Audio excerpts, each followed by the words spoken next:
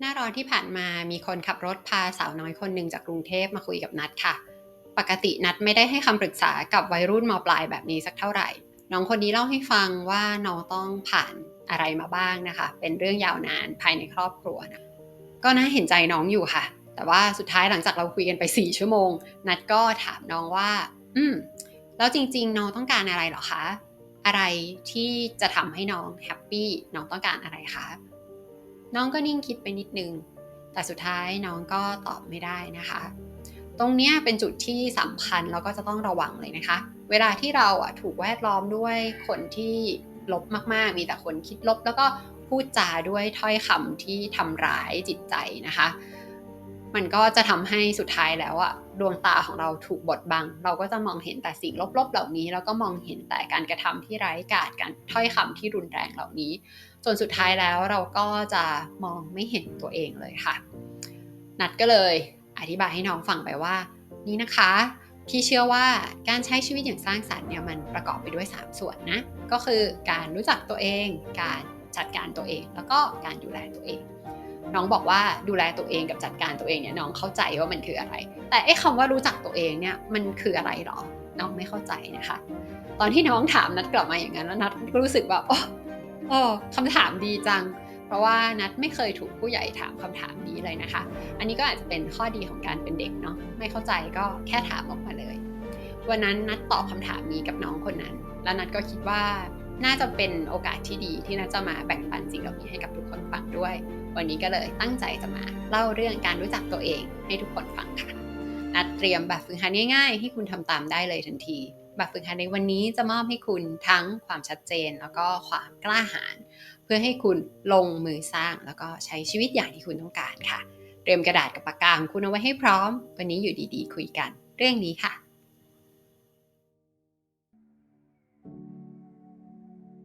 แล้วการรู้จักตัวเองคืออะไรกันล่ะคุณอาจจะมีความรู้สึกว่าโอ๊ยแนวคิดเรื่องการรู้จักตัวเองมันฟังดูนามธรรมจับต้องไม่ค่อยได้แต่ถึงมันจะเป็นนามธรรมและจับต้องไม่ค่อยได้นะคะยังไงมันก็เป็นองค์ประกอบสำคัญที่จะทำให้คุณใช้ชีวิตได้อย่างอิ่มเอมการใช้ชีวิตได้อย่างอิ่มเอมเนี่ยไม่ใช่การอยู่ไปวันๆหรือว่าใช้ชีวิตสนุกสุดเหวี่ยงค่ะมันคือการใช้ชีวิตแบบที่วันที่ความตายเดินทางเข้ามาถึงเราจะสามารถนอนตายตาหลับได้เพราะว่าเรารู้ว่าตลอดชีวิตที่ผ่านมาเราใช้ชีวิตมันเป็นอย่างดีเราใช้ชีวิตอย่างคุ้มค่าแล้วก็เราใช้ชีวิตที่มีความหมายการรู้จักตัวเองเนี่ยไม่ใช่การรู้ว่าฉันชื่ออะไรพ่อแม่ฉันชื่ออะไรฉันเรียนจบที่ไหนฉันทำงานที่ไหนมาบ้างหรือพวกข้อมูลที่คุณกรอกลงไปในเรซูเม่พวกนั้นนะคะไม่ใช่เลยค่ะการรู้จักตัวเองคือการรู้ว่าตัวฉันคือใครต้องการอะไรฉันกลัวอะไรแล้วทำไมฉันถึงรู้สึกแบบนั้นล่ะที่คนอื่นเขาพูดกันว่าฉันเป็นคนอย่างนั้นอย่างนี้ความคิดความเชื่อที่ฉันมีเกี่ยวกับตัวเองว่าฉันเป็นคนอย่างนั้นอย่างนี้มันจริงไหมนี่ค่ะคือการรู้จักตัวเอง จุดหนึ่งที่ต้องบอกไว้เลยนะคะเพราะว่าคนเข้าใจผิดกันเยอะก็คือว่าการรู้จักตัวเองเนี่ยไม่ได้มีคำตอบตายตัวนะคะเพราะว่าการรู้จักตัวเองเนี่ยมันเป็นกระบวนการทำความรู้จักตัวเองเรื่อยไปค่ะคำตอบของคุณมันก็จะเติบโตขึ้นตามการตระหนักรู้ของคุณดังนั้นคำตอบที่คุณตอบในวันนี้เนี่ยมันก็จะไม่เหมือนกับคำตอบในอนาคตในวันข้างหน้า มันไม่มีคำตอบที่ถูกต้องตายตัวค่ะ มีแค่คำตอบที่ซื่อตรงต่อตัวคุณที่นี่ณเวลานี้เท่านั้น การที่เราเข้าใจว่าเราเป็นใคร เราต้องการอะไร ก็จะทำให้เราใช้ชีวิตได้อย่างมีความสุข แล้วก็สอดคล้องกลมกลืนกับการเป็นตัวของตัวเองนะคะ ไม่ว่าสิ่งภายนอกจะมีอะไรเข้ามากระทบเราก็ตามค่ะ วันนี้นัดก็มีแบบฝึกหัดหนึ่งมาฝากนะคะ เป็นแบบฝึกหัดที่จะช่วยให้คุณเห็นตัวเองอย่างชัดเจน แล้วก็เข้าใจว่าจริงๆแล้วเราต้องการอะไรกันแน่ ถ้าเตรียมกระดาษกับปากกาไว้พร้อมแล้วนะคะ ก็มาทำแบบฝึกหัดนี้ไปพร้อมๆกันทีละข้อเลยค่ะ ขั้นแรกคุณต้องเริ่มต้นจากการทำความเข้าใจก่อนว่าชีวิตประกอบไปด้วย3ส่วนก็คือ energy work แล้วก็ love นัดใช้คำว่า energy แทนคำว่า health เพราะว่า energy กว้างแล้วก็ลึกกว่า health นะคะ work เนี่ยก็หมายถึงอาชีพการงานของคุณรวมถึงงานอาสาสมัครที่คุณทำนะคะ love คือความสัมพันธ์ก็รวมทั้งครอบครัวเพื่อนคนรักคนในที่ทำงานลูกน้องแล้วก็เพื่อนร่วมงานของคุณ supplier ของคุณค่ะทีนี้พอคุณเข้าใจทั้ง3ส่วนนี้แล้วให้คุณเขียนบทบาทที่คุณอยากจะเป็นในแต่ละช่องลงไปค่ะ คำตอบของคุณจะเป็นคำนามคำนามบวก adjective หรือจะตอบเป็นชื่อของคนที่คุณชื่นชอบเป็นโรลโมเดลของคุณก็ได้ค่ะไม่มีคำตอบที่ถูกหรือว่าผิดนะคะมีแค่คำตอบที่ซื่อตรงต่อความรู้สึกของตัวคุณเองเท่านั้นถ้าคุณลองดูคำตอบของคุณ A ของคุณ B ก็จะพบว่า2คนนี้เขียนสิ่งที่มันแตกต่างกันมากๆออกมานะคะความต้องการของคนเราย่อมแตกต่างกันดังนั้นสิ่งที่เราจะต้องลงมือทำเพื่อสร้างชีวิตอย่างที่เราต้องการก็ย่อมแตกต่างกันไปด้วยทีนี้ก็ถึงตาคุณแล้วล่ะค่ะได้เวลาที่คุณจะต้องเขียนแล้วว่าบทบาทแบบไหนที่คุณอยากจะเป็นในแต่ละด้านของชีวิต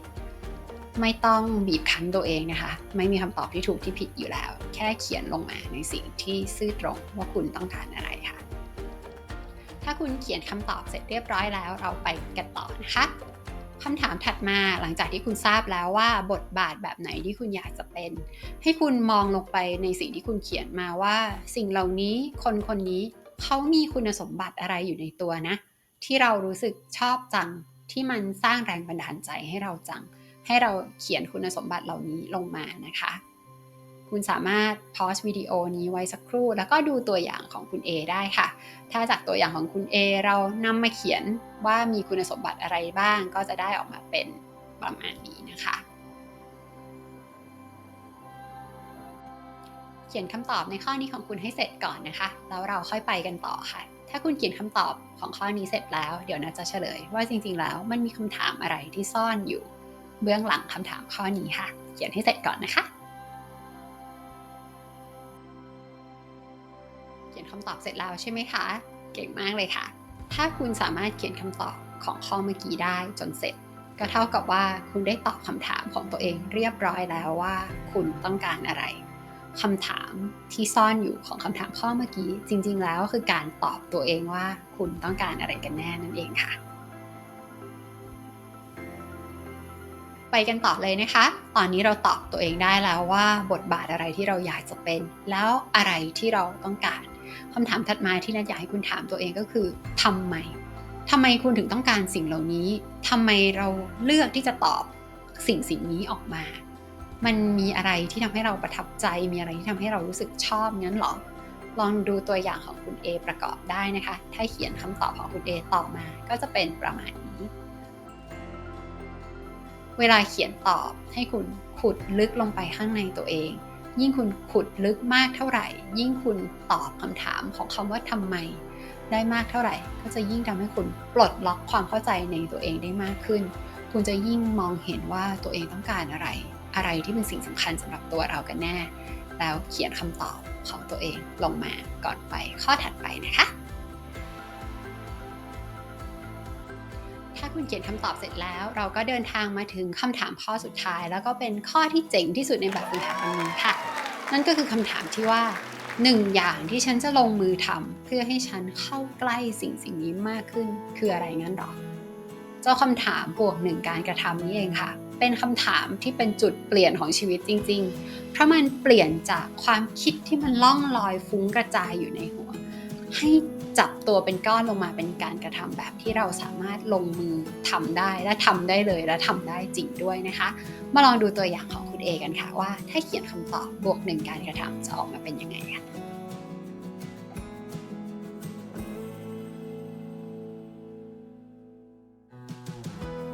เวลาที่คุณเขียนคำตอบของแบบฝึกหัดนี้ออกมาทั้งหมดแบบนี้แล้วนะคะคุณคงจะเข้าใจตัวเองชัดเจนขึ้นมากเมื่อเทียบกับตอนต้นรายการเนาะตอนนี้คุณก็คงเห็นแล้วว่ามีการกระทำอะไรบ้างที่คุณจะต้องทำเพื่อทำให้ตัวเองใช้ชีวิตได้สอดคล้องกับการเป็นตัวของตัวเองนะคะสิ่งหนึ่งที่น่าจะต้องบอกไว้เลยก็คือว่าสำหรับคนที่ไม่เคยรู้จักตัวเองมาก่อนแล้วก็เพิ่งเคยทำแบบฝึกหัดแบบนี้เป็นครั้งแรกเนี่ยบอกเลยว่าคำตอบของคุณค่อนข้างจะฟุ้งอยู่มากนะคะเพราะว่าตัวนั้นเองก็ฟุ้งอยู่หลายปีค่ะแต่ว่านั่นก็เป็นเรื่องปกตินะคะเพราะว่าคำตอบของสิ่งที่คุณตอบมาเนี่ยมันก็จะเติบโตขึ้นพัฒนาขึ้นตามการตระหนักรู้ของคุณค่ะคุณเคยเห็นรูปแกะสลักหินลาพิเอตาของไมเคิลแองเจโลไหมคะเคยมีคนถามไมเคิลแองเจโลว่าคุณรู้ได้ไงอะว่าจะต้องแกะหินก้อนไหนเป็นรูปอะไรไมเคิลแองเจโลตอบว่าเขาเห็นคนถูกขังอยู่ในหินแล้วเขาก็แค่แกะหินส่วนเกินออกเพื่อปลดปล่อยให้คนข้างในนั้นเป็นอิสระ งานของคุณก็เหมือนที่ไมเคิลแองเจโลแกะสลักหินส่วนเกินนั้นออกนั่นเองค่ะกลับมาทบทวนซ้ำๆทุกๆ3 เดือน6 เดือนทุกๆ1 ปีคำตอบมันก็จะค่อยๆเปลี่ยนไปแล้วก็โตขึ้นตามตัวคุณเมื่อนั้นคุณก็จะค่อยๆแกะสลักสิ่งที่มันไม่ใช่ทิ้งไปสิ่งที่คุณเคยตอบคำตอบที่คิดว่าถ้าคุณเป็นคนแบบนั้นแบบนี้สังคมจะชอบคุณสังคมจะชื่นชมยินดีกับคุณคำตอบแบบนั้นมันจะค่อยๆหายไปคุณจะค่อยๆกลายเป็นตัวคุณที่เป็นคุณจริงๆมากขึ้น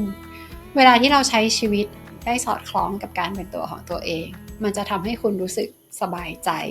รู้สึกภูมิใจที่เป็นตัวของตัวเองไม่จำเป็นที่จะต้องใช้ชีวิตให้เหนือกว่าใครไม่จำเป็นต้องยกตนข่มใครและก็ไม่จำเป็นต้องใช้ชีวิตให้เหมือนใครเพราะว่าคุณรู้สึกสบายใจที่เป็นตัวของตัวเองค่ะครั้งหน้าเวลาที่สับสนวุ่นวายใจตัดสินใจไม่ได้แวดล้อมด้วยคนพลังงานลบๆทั้งหลายนี้นะคะให้หยิบกระดาษแผ่นนี้ขึ้นมา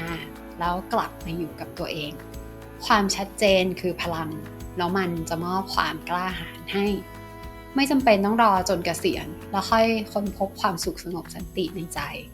ไม่จำเป็นต้องรอมีอิสรภาพทางการเงินถึงจะยิ้มได้